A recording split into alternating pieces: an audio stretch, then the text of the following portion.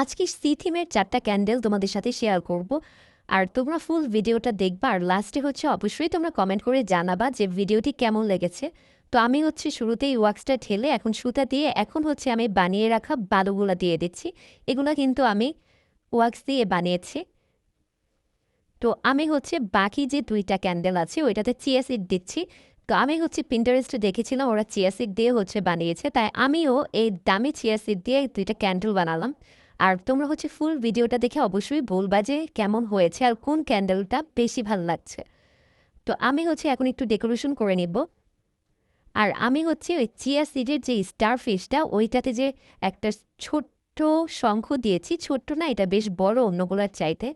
তো ওইটা এত কিউট লাগছিল, ওইটার জন্য ওইটাকে আরও একটু বেশি সুন্দর লাগছিল। তোমরা ফুল ভিডিওটা দেখলেই বুঝতে পারবা। তো আমি সবগুলা দিয়ে ডেকোরেশন করে নিচ্ছি।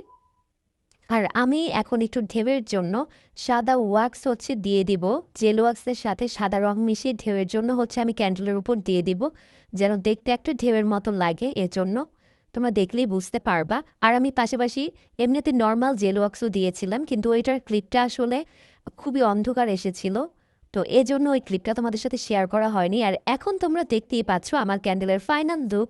আর কোন ক্যান্ডেলটা বেশি সুন্দর হয়েছে অবশ্যই তোমরা কমেন্ট করতে ভুলবা না।